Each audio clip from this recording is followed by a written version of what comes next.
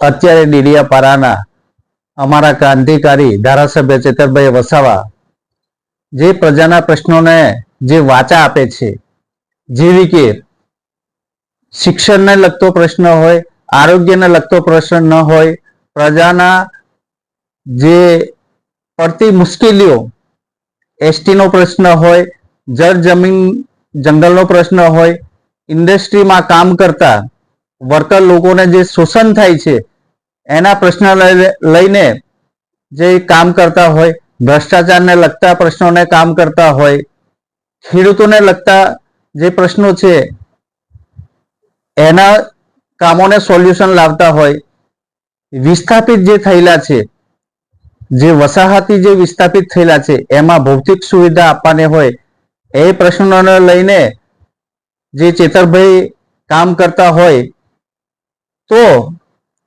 શું ચેતરભાઈ ગુનો કર્યો છે?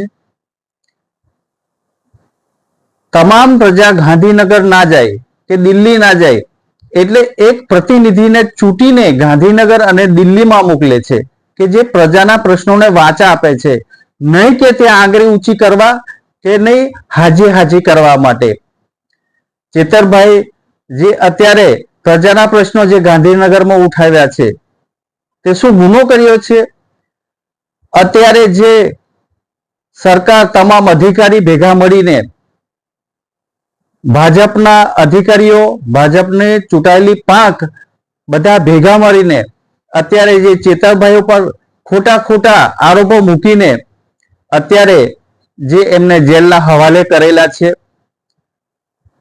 હજુ પણ અમારા ચેતરભાઈ જેવા અનેક ચેતરભાઈઓ જે છે, સ્પ્રિંગને જેમ તમે દબાવશો એટલી ઉછળશે. ભલે અમારા ચેતરભાઈ અત્યારે એક જેલમાં છે, પણ એવા હજારો લાખો ચેતરભાઈ અત્યારે જે તૈયાર છે.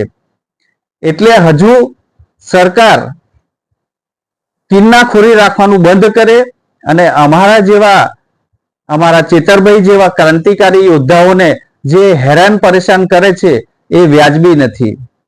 હજુ પણ અમારી પાસે સમય છે. ભલે અમારે ચેતરભાઈ અત્યારે એમને સજા ફટકારવામાં 7 વર્ષની સજા જે ફટકારવામાં આવેલી છે, પણ હજુ અમારા માટે સુપ્રીમ કોર્ટ સુધી જવાનો રસ્તો અમારા માટે છે અને અમે ચેતરભાઈ જોડે ખભા મિલાવીને કામ કરીશું. જય ભારત, જય હિન્દ.